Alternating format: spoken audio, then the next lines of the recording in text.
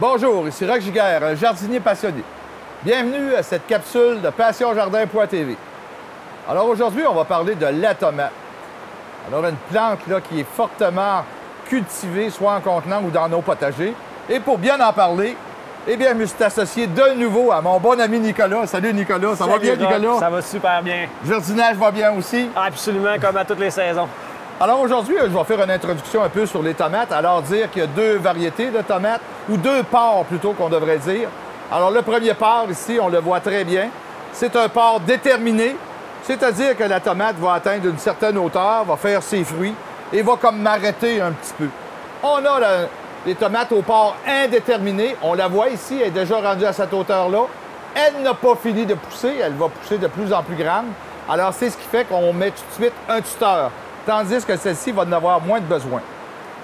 La tomate, c'est une culture un peu particulière. Et c'est là qu'avec Nicolas qu'on va essayer de vous expliquer tous les principes qui vont faire que vous allez réussir la culture de cette plante-là. Premièrement, la plantation, hein, et explique-nous le meilleur.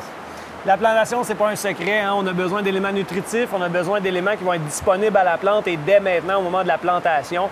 Mais surtout, on a besoin d'éléments qui ne feront pas un choc à nos racines.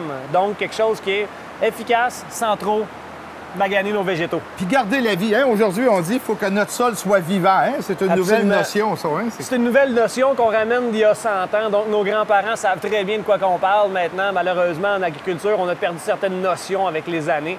C'est pour ça qu'on va travailler avec des bons terreaux, des terreaux oxygénés, des terreaux qui vont nous permettre d'avoir un bon résultat rapide. Et puis surtout, on va travailler aussi avec des composts. Des composts comme ça ici, qu'on voit qui sont très, très riches. Des composts qui contiennent tous les éléments nutritifs. Qui vont nous aider à retenir l'eau aussi. Après, non seulement ils contiennent des éléments nutritifs, mais ils vont nous aider après. Hein? Oui, absolument. Ils retiennent l'eau. Donc, on va espacer un peu plus les arrosages. Quand il va pleuvoir, on va garder plus notre eau.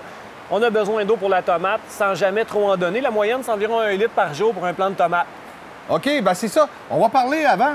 Un site abrité, hein, la tomate, oui. Ça a besoin de chaleur, hein, je pense. Hein, c'est à quelle température que la tomate va le mieux, là? Bien, la tomate, en fin de compte, son feuillage en tant que tel va très bien résister de 25 à 30, 32 durant l'été, effectivement. C'est sûr que s'il y a beaucoup de vent, vous risquez d'endommager un petit peu les feuilles. Pour ce qui est du réseau racinaire, on va essayer de garder notre masse racinaire entre 18 et 22, 24. En bas de 10 degrés, la plante va simplement se protéger contre le froid et arrêter de prendre ses éléments nutritifs. Donc, pour ceux-là qui plantent trop de bonheur, alors finalement, ils ne gagnent rien. Et au contraire, hein, je pense, au contraire, la plante peut même arrêter presque. Bien, son métabolisme va se ralentir pour se protéger des nuits qui sont trop froides, qui vont stresser notre végétaux. Donc, la plante va préférer se protéger au lieu de faire de la croissance ou même faire de la floraison des fruits, des fleurs. Alors là, on a beaucoup de chaleur, on a un endroit ensoleillé, notre tomate va bien. Mais là, l'arrosage, tu l'as dit tantôt, c'est une plante qui va demander beaucoup d'eau. Absolument. Mais là, si je n'en donne trop, parce que c'est souvent la question que les gens nous demandent. Moi, j'arrose beaucoup. Tu sais, il y a des gens qui vont dire, moi, c'est surtout les gens qui vont arroser trop des fois. Alors, absolument. Explique-nous les bienfaits du bon arrosage, puis peut-être les dommages que ça peut faire si on arrose trop. Pas de problème, Roch. Donc, l'arrosage, c'est très facile. Si vous êtes dans un contenant comme une plante ici, très facile de vérifier la quantité d'eau qu'on a besoin. On soulève la plante.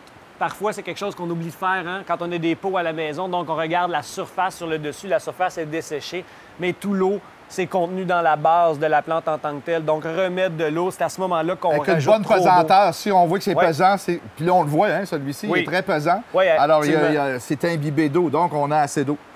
Une autre chose aussi que je pense, moi, dans la culture de tomates qui est bien importante, le compagnonnage. Absolument, absolument. Le compagnonnage, c'est très efficace. On a plusieurs experts ici au Québec qui nous ont démontré avec les années que le compagnonnage, c'était non seulement nécessaire, mais la plante va beaucoup mieux vivre et faire une bien meilleure fructification. Mais il y en a des bons, il y en a des mauvais compagnonages. C'est ça. Puis là, encore là, on ramène des anciennes techniques, hein, parce que c'était très reconnu. Finalement, on n'a rien inventé. C'est au contraire, on est obligé d'aller refouiller dans notre passé. Bon, le bon compagnonnage, là, on va parler du basilic. Parce que lui, je vais te laisser expliquer les bienfaits du basilic. Le basilic, dans une plantation, quand on va faire un compagnonnage avec une tomate, premièrement, on a les essences qui vont se transférer. Donc, vous allez avoir un petit goût de basilic dans la tomate qui va se conserver. Puis, vous avez un apport aussi d'insectes. Donc, les insectes avec le basilic, mais surtout avec les oïédènes, vont nous apporter une biodiversité dans notre contenant. Et finalement aussi, de ne pas planter dans la même famille. Alors, les piments, ne pas planter des piments proches de nos tomates. Absolument. Alors, merci beaucoup, Nicolas. C'était Bien intéressant, hein? Ça nous a montré comment planter nos tomates, dans quel endroit et surtout comment donner bon goût à nos tomates. Alors, tout ça est disponible sur le site de passionjardin.tv et sur le site de Passion Jardin, vous avez des détails additionnels que vous pouvez aller chercher à ces endroits-là. Alors, c'était Roch Giguère et Nicolas qui vous souhaitent bon jardinage!